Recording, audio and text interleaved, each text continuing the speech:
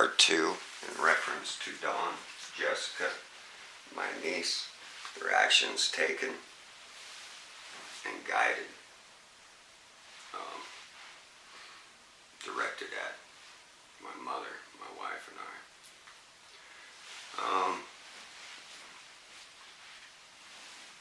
Think for a quick second. Alright, around 2009, 2010, all these years through there, I was speaking out, speaking about crimes and technologies the government had versus the inflictions that I believe was taking place to us that pointed to all the same aspects. From the recordings to odds and ends of things taking place with me. 5 times now I've been brought before the courts on slander, defamation, character, to fucking, excuse my language, to that of constantly being harassed, pulled over, speeding tickets and stuff like this, violations to our car and computers. Just a lot of events and photos and audio recordings of other events have been what I believed in home invasion, violations, and torture, electronics, etc. That's no secret. I spoke out on those things. Trying to get resolved. I mentioned crimes being taken against my mother as well.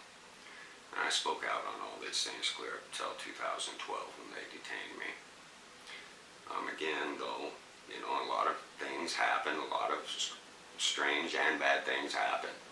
Directed at my mother, directed at me, directed at the properties, the oddities within everything. There are just so many. They're not coincidences. They're all serious issues that did take place. And it doesn't matter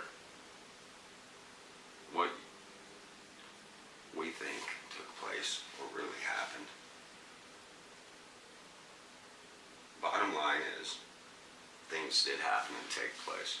We got photos, we got evidence, we got audio and video recordings that have been denied to the people repeatedly, consistently, all showing serious issues taking place. Burns on our bodies, marks on our bodies, vandalized properties, stolen monies, bank accounts, repeated theft of property and break-ins, scars, wounds on us without resolve. Law would not do anything about or even investigate into, not even torture of a minor. 3rd-degree burns across the upper torso, 3 different sections. Couldn't get any help or relief on. All these are weird things. These things are to be taken serious by the whole. And they are to be there to protect and prevent these things from happening or taking place. It doesn't matter what you look at, what you believed. Either way, the evidence all shows something serious was happening and taking place. It doesn't matter what you want to point the finger at. Now then, back to my mother and other issues pertaining to actions, repeated actions going against my mother and us. This is very, very serious. Before my mother's stroke,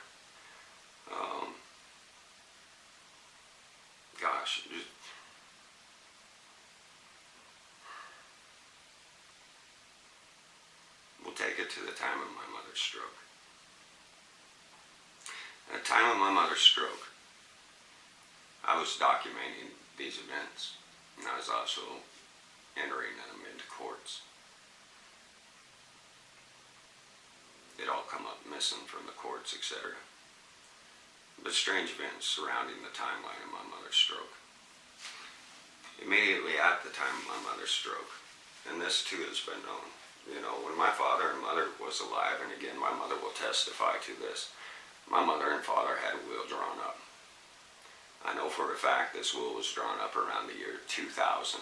It was at that time when my parents had asked me to come up, and I came up and stayed with them for about a month, working for them and on their motel, etc. My father personally sat me down, my father and mother, and told me that Domry and Jess were more or less ousted by them. They weren't allowed around them or on the properties. And my parents would never do anything again for them.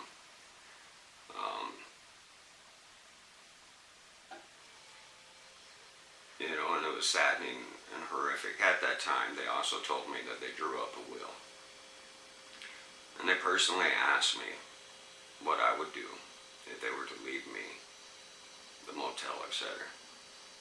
That time I told them, well, I think you ought to just sell it, get you one of them big old fifth wheels or motorhomes and just tour the states. I told them. My father kind of smiled. My mother said, oh no, we can't do that. They just couldn't do that. So again, my father asked me, and again I told him basically the same thing. Third time he got more serious, more direct. Told me to be serious. And at that point in time I told him, well, I guess I'd be honored. I would do my best. That was pretty much the end of it. My father told me that they did write up a will, that Domry and Jess weren't included in it. That this is what they had decided to do and did do. This was also known to Don and Jess. At least Domry, my father, specifically told her. Now then, my mother remembers all this. My mother remembers sitting down with my father and writing up this will. My mother remembers my father saying that he had the will, he was going to go file it in the courts. And he did so in Green River, where he worked. But oddly enough, that will came up gone and missing, even from court records. At the same time, oddly enough, the will that they had in their safe, in their lockbox, was there, clear up until the time they detained me. We were trying to move out of Wyoming in 2012. We had 2 U-Hauls, we had 2 campers out in the parking lot. The day we went to pick up the campers or the U-Hauls and the trailers, excuse me. U-Haul trucks and trailers. We got 2 large ones and 2 trailers. The day we picked those up, my wife got in the vault, pulled out the lockbox pertaining to the titles of the camper and the boat and stuff that needed to be licensed, so I had to run them into Green River and get those licensed. While I was going through the lockbox, I did see a copy of the will. It was in that lockbox. Went in town, got them licensed, brought back the U-Hauls. Next morning we were going to move out. The next morning we were prevented from moving out. The county deputies and the feds came in and detained me for 15 months. At the same time they seized all the weapons out of my mother's vault. They left a list of 32 weapons they took out of the vault that they seized, and 4 of us watched them carry all these weapons out to their vehicles, complimenting on all the good and nice stuff that my father and mother had. Oddity is at that time, many things come up missing from the vault, and one of those things were the will. Another thing I'd like to point out of those weapons that were seized from the vault, mysteriously, after 15 months while I was being detained, my wife using the vault, those weapons were not in there the entire time. Mysteriously, within 2-3 days of me being home, we got somebody yelling through our window saying they set me up again, one thing or another, talking about weapons that they had placed on the property. We searched the entire property, couldn't find anything. Oddly enough, the key on my wife's key ring pertaining to the vault came up missing again. We had to call a locksmith out 10 towns in Rawlins, Carbon County, came out 10 keys, made new keys, opened the lock. As soon as he opened the lock, 2 of them firearms that they had seized when they detained me were placed back in the top shelf. oddities. The only ones that had access to them were the counties and the feds. Now then, time of my mother's stroke.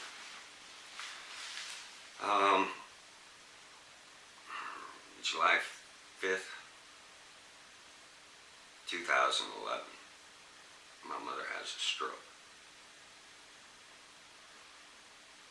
At the time of her stroke, we call ambulances, one thing or another, and we start doing what needs to be done.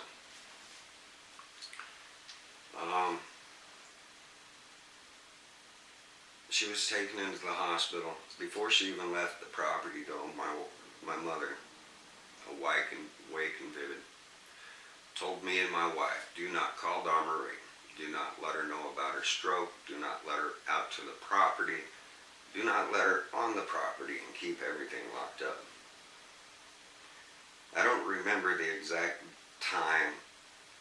Probably that same day, I did call Marie up and I told her, Mom just had a stroke. She's on the way to Casper. My wife's with her now. I won't be able to make it up there for a few hours because I need to take care of the motel. Care of my mother's interests. And I believe then my sister and niece both got together and ran up to Casper to meet with them. But that's twice my mother told me not to call anybody or let them onto the property. The last time was when my father passed away. Do not call him. Do not let him know he passed. Do not let him on the property. Time of the stroke. Do not call him. Don't let him know I had a stroke. Do not let him on the property. By the time I get up to Casper, my niece and everybody are there. They're in the hospital. They just got done operating on my mother's foot, I believe. She broke her foot. Time of her crushed her ankle, 50% paralyzed on the left-hand side. In the hospital, as my mother was coming out of surgery, doctors there wondering who's going to be responsible for the bills, one thing or another. My niece, Jessica, and Marie approached my wife and I, telling us that they thought it was best that we give Marie control of my mother's monies, banking, and let her deal with financial responsibility of my mother. My mother was in refusal of it. I was in refusal of it. Their only excuse was saying that our hands would be full trying to run the motel.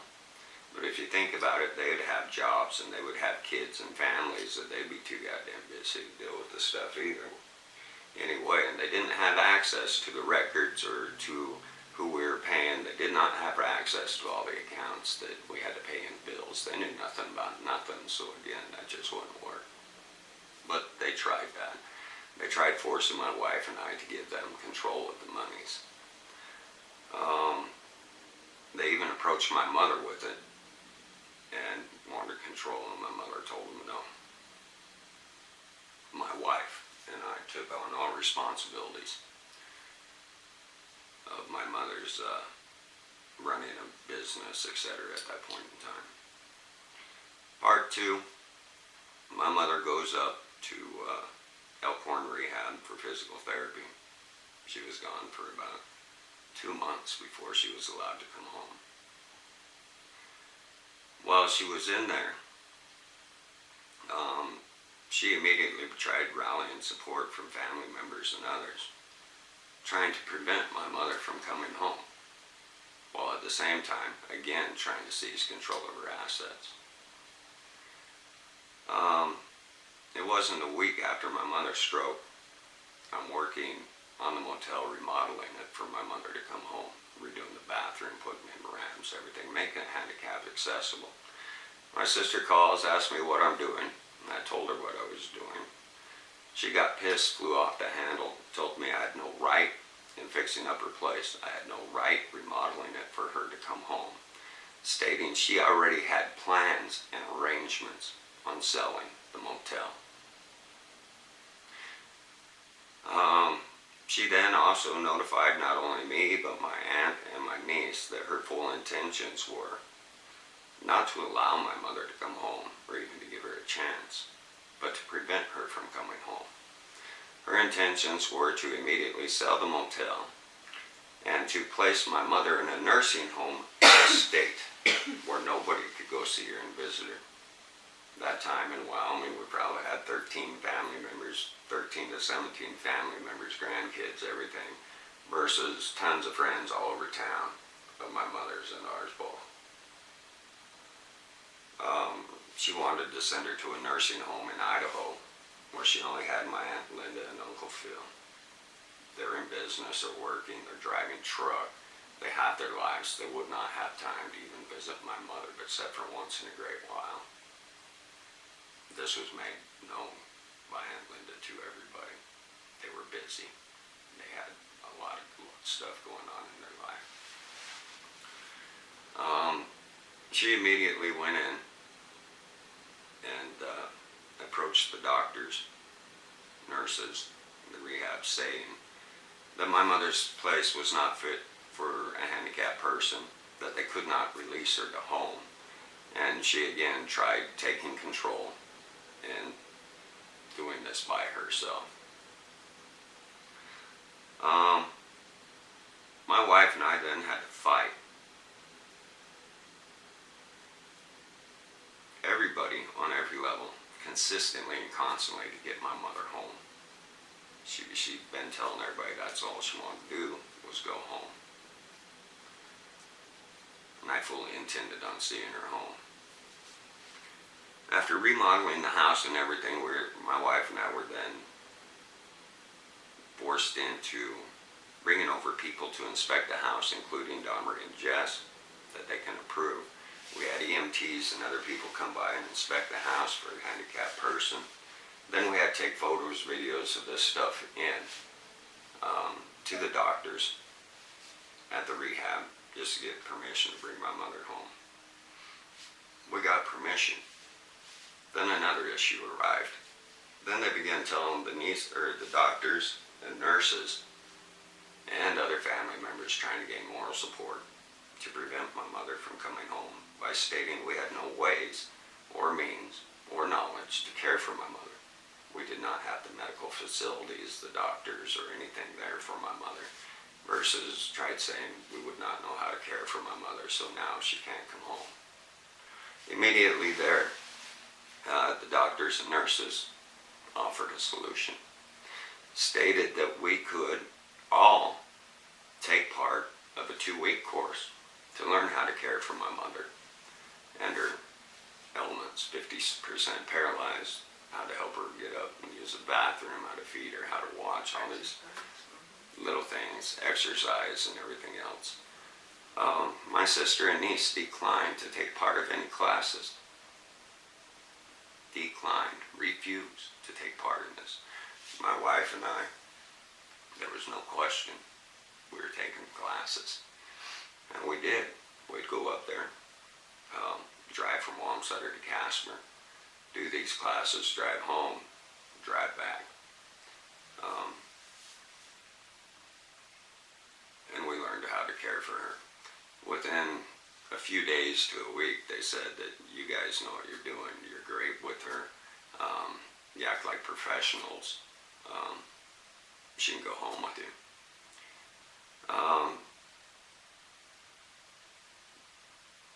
At that time, though, well, before the classes, my sister rushed in again.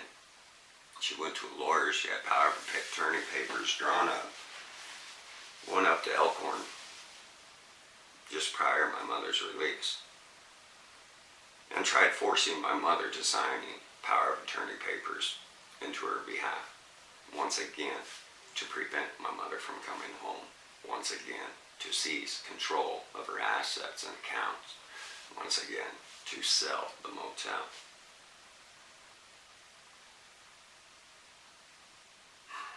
Denied my mother her rights to her life.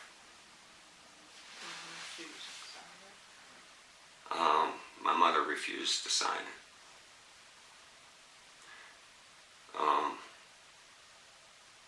And we were able to get my mother home.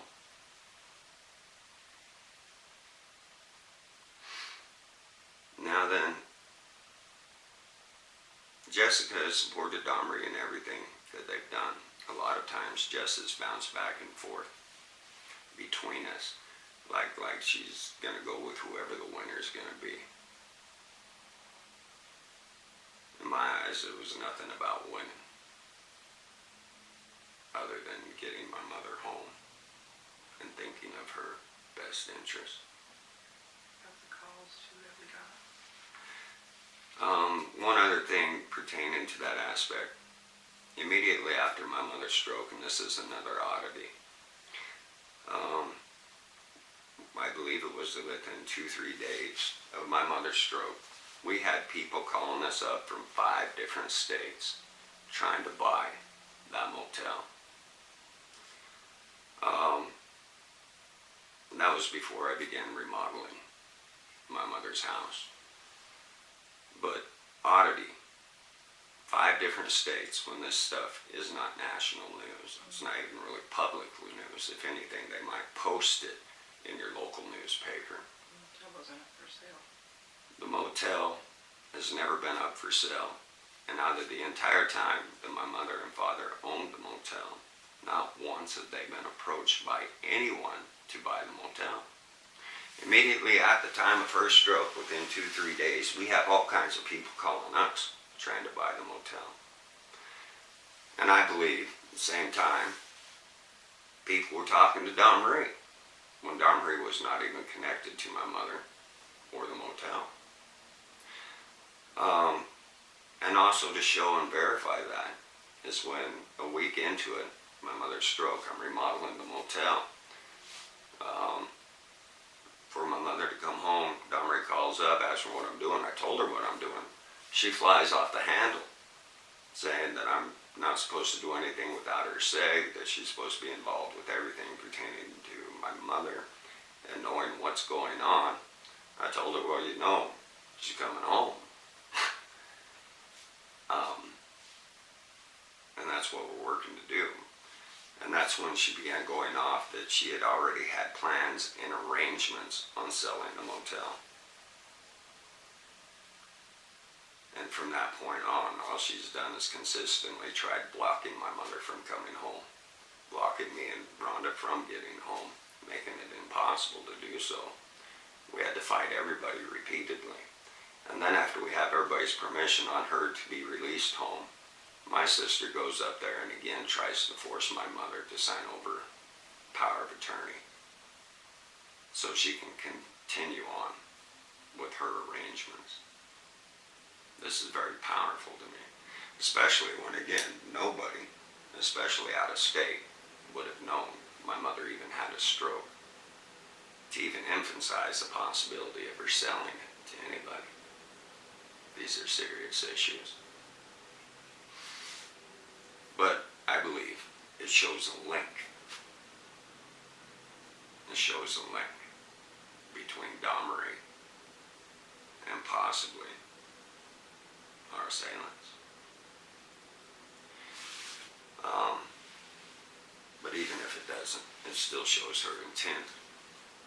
It also outlines the honor and respect and the care and concern that she has for my mother, which again, there's never been none, shown in all of their actions, comments, statements, threats, and harassment.